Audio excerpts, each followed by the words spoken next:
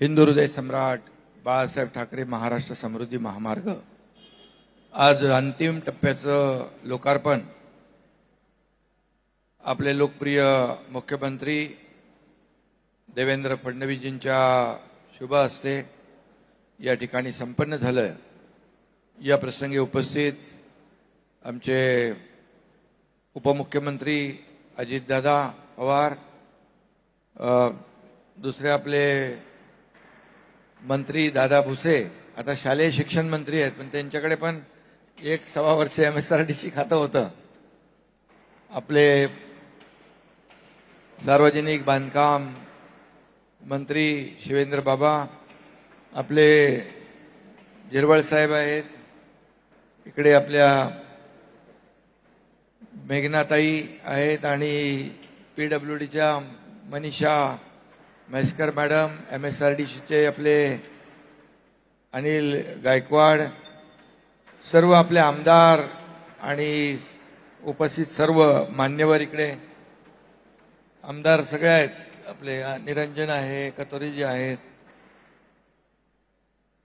सरोज आहिरे, दराडे, हिरामन कोसकर, सर्वच मान्यवर आणि सर्व अधिकारी आणि सर्व पत्रकार मित्रांनो, खरं म्हणजे आताच याचं लोकार्पण झालंय। मी खूप खूप शुभेच्छा देतो।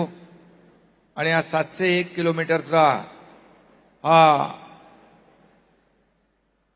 देशातला आपला सर्वात लांबीचा, देशात झालाय मोठा आपला सगळ्यात, आणि महाराष्ट्रातला गेम चेंजर प्रकल्प हिंदू हृदय सम्राट बाळासाहेब ठाकरे महाराष्ट्र समृद्धी महामार्ग आज पूर्ण झालेला आहे।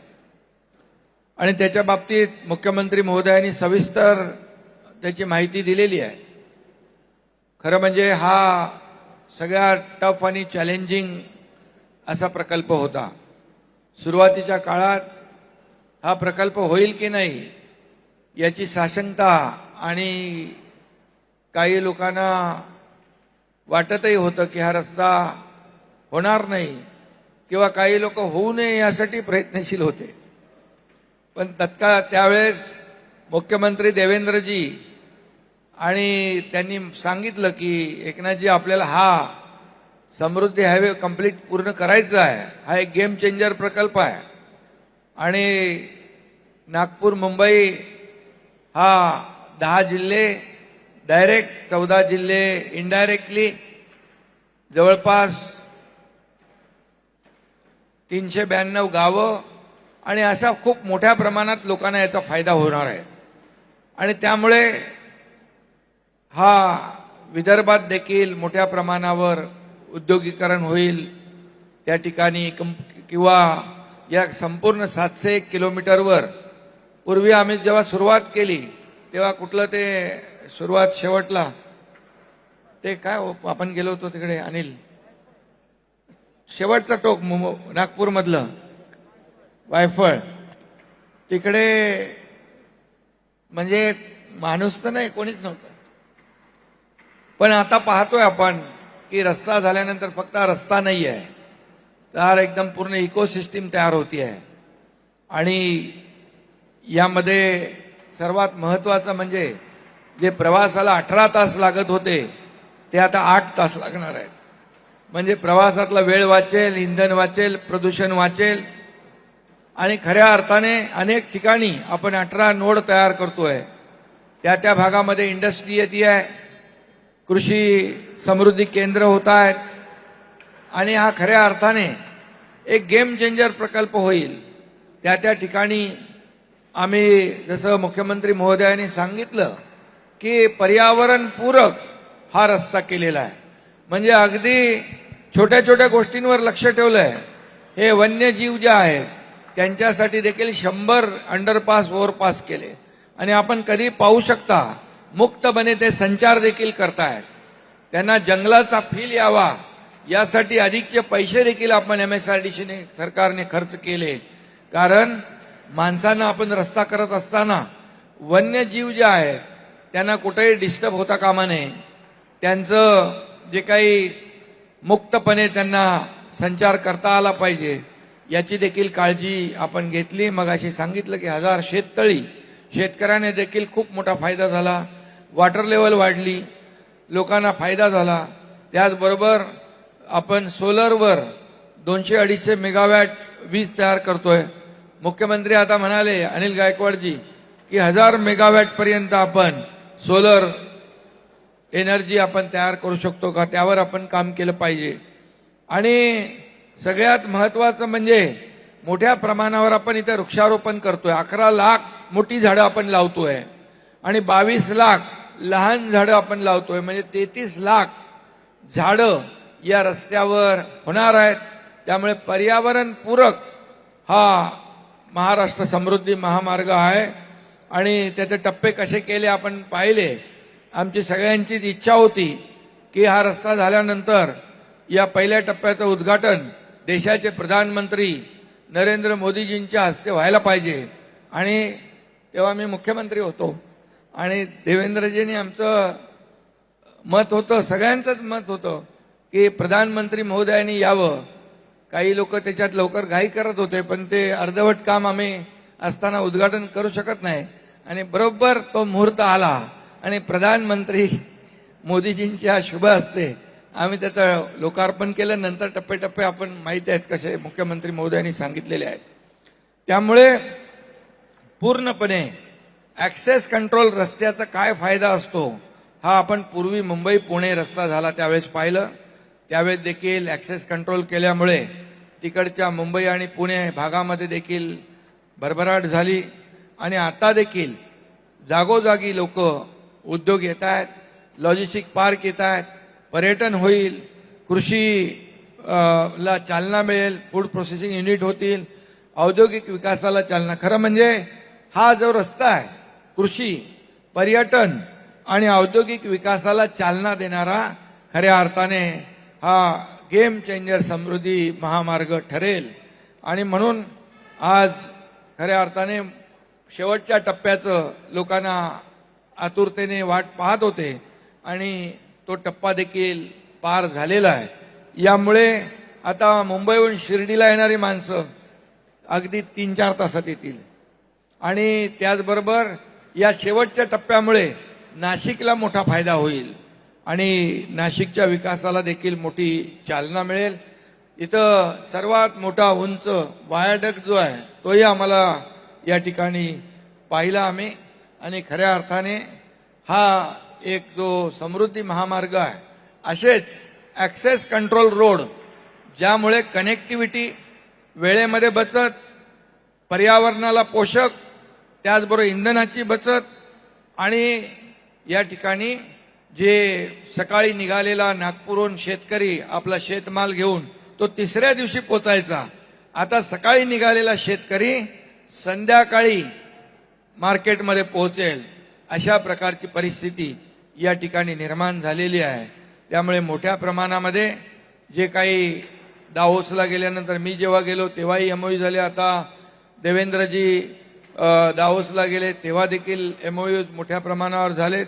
आणि या रस्त्यावर देखील मोठ्या प्रमाणावर उद्योगाला चालना मिळेल. शेवटी लोक विचार करतात किती वेळ आम्हाला लागणार आहे. आता 18 तासाचं अंतर जर 7-8 तासावर आलं तर मोठ्या प्रमाणावर सगळीकडे उद्योग येतील. आणि उद्योगांचं जे फक्त मुंबई, ठाणे, रायगड, नाशिक, पुणे इथपर्यंत थांबलेला जो काय उद्योजकांची मागणी ती आता डिसेंट्रलाइज होईल आणि सगळीकडे उद्योगाला देखील चालना मिळेल. आणि त्यामुळे खऱ्या अर्थाने फक्त हा रस्ता नाही आहे तर पूर्णपणे या नोडवर देखील त्या ठिकाणी अनेक 18-20 ठिकाणी आपल्याला मोठ्या प्रमाणावर एक त्या जिल्ह्यातल्या भौगोलिक परिस्थितीनुसार त्या ठिकाणी उद्योगांचं या ठिकाणी विकास होतील, उद्योग येतील आणि खऱ्या अर्थाने या आपल्या राज्याला याचा फायदा होईल. आणि म्हणूनच आम्ही ठरवलेलं आहे की ऍक्सेस कंट्रोल ग्रीड तयार करायचं. असं जसं शक्तीपीठाचा उल्लेख मुख्यमंत्री महोदयांनी केला आहे, मराठवाड्याला पूर्ण गेम चेंजर होईल. मराठवाड्यातल्या अनेक जिल्ह्यांमध्ये विकास होईल, त्या ठिकाणच्या आत्महत्या थांबतील. आणि म्हणून असा हा पश्चिम महाराष्ट्राला फायदा होईल, कोकणाला त्याचा फायदा होईल. आणि यावेळी पूर्वी देखील जसं आम्ही समृद्धी सुरू केला त्यावेळेस देखील खूप लोक विरोधात आले, किंबहुना काही त्याला राजकीय विरोधक देखील त्यांनी सपोर्ट केला, असा या समृद्धी महामार्गाला नंतर शेतकऱ्यांनी स्वतःहून कन्सेंट दिले आणि शेतकऱ्यांनी स्वतःहून पुढाकार घेतला आणि आज त्या शेतकऱ्यांना देखील खूप फायदा झाला, त्यांची समृद्धी झाली. आणि म्हणून शक्तीपीठ देखील असाच महामार्ग लोकांच्या हिताचा आहे, तो देखील झाला पाहिजे. अशा प्रकारचा जर झाला तर लोकांनाच फायदा होणार आहे. आणि म्हणून एक ॲक्सेस कंट्रोल ग्रीड आपण पूर्ण महाराष्ट्रामध्ये MSRDCने त्याचं प्लॅनिंग केलेलं आहे. आणि म्हणून कुठलाही माणूस कुठल्याही कोपऱ्यातून कुठल्याही कोपऱ्यात जायचं असेल तर 18 तास 20 तास लागता कामा नये. 7 ते 8 तासामध्ये कुठूनही कुठल्याही कोपऱ्यातून कुठल्याही कोपऱ्यात महाराष्ट्राच्या माणूस गेला पाहिजे. अशा प्रकारचं ॲक्सेस कंट्रोल ग्रीडचं आपण या ठिकाणी एक मोठा प्रकल्प राबवतोय.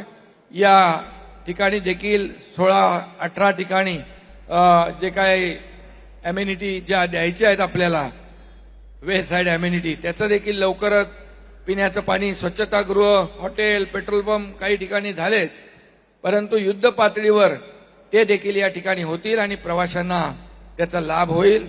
आणि म्हणून त्यावर देखील MSRDC PWD फोकस करते आहे. आणि म्हणून आजचा हा जो काही लोकार्पण सोहळा आहे लवकरच होईल ते. आणि म्हणून मगाशी देखील मुख्यमंत्री महोदय म्हणाले की आतापर्यंतच्या इतिहासामध्ये अतिशय कठीण वाटणारा, टफ वाटणारा प्रकल्प, त्याचं लँड ॲक्विजिशन रेकॉर्ड टाईममध्ये झालं. 1 वर्षाच्या आतमध्ये लोक विचार करायला लागले, एवढ्या लवकर एवढा विरोध असताना, मोर्चे निघालेले असताना हे कसं झालं. परंतु शेवटी लोकांना याचं महत्त्व पटलं आणि त्यामुळे यासाठी लोकांनी देखील सहभाग घेतला आणि सर्वांनी सहकार्य केलं. या सगळ्या कामामध्ये ज्यांनी ज्यांनी सहकार्य केलं त्या सगळ्यांचं मनापासून अभिनंदन. PWDचे, MSRDCचे सगळे अधिकारी, त्यांचे सर्व कर्मचारी, जे कॉन्ट्रॅक्टर आहेत, त्यांनी देखील चांगलं काम केलं. अतिशय रस्ता जो आहे, गाडी चालवताना पोटातलं पाणी देखील हलत नाही, अशा प्रकारचा स्मूथ ड्रायव्हिंग या ठिकाणी करता येते. फक्त लोकांनी जी वेग मर्यादा आहे त्याचं पालन केलं पाहिजे. एवढंच आपण पाळलं तर मला वाटतं आता मुंबई आणि नागपूर अगदी जवळ आलेलं आहे.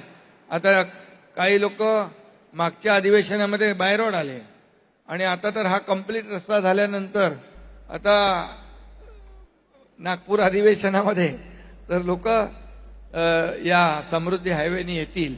आणि म्हणून अतिशय उत्तम आणि अतिशय चांगला क्वालिटीचं काम, जसं मुख्यमंत्री महोदय म्हणाले इंजिनिअरिंग मार्वल, अशा प्रकारचं जे काम केलेलं आहे, हे अतिशय खडतर काम, टफ काम, चॅलेंजिंग काम सर्व आमच्या अधिकाऱ्यांनी पूर्ण केलं. त्यासाठी मनीषा ताई इकडं मेस्कर आहेत, आमचे अनिल गायकवाड आहेत, सगळ्यांची नावं घेत नाही मी, आणि सगळं टीम जी आहे या सर्व टीमचं अभिनंदन करतो. आणि ज्यांनी ही कामं पॅकेजमध्ये केली त्या सर्व कंपन्यांचं देखील मी अभिनंदन करतो आणि सर्व पत्रकारांना देखील शुभेच्छा देतो. अजितदादा आपलं म्हणून. लोकशाही मराठी ऐका, पहा, जागरूक रहा.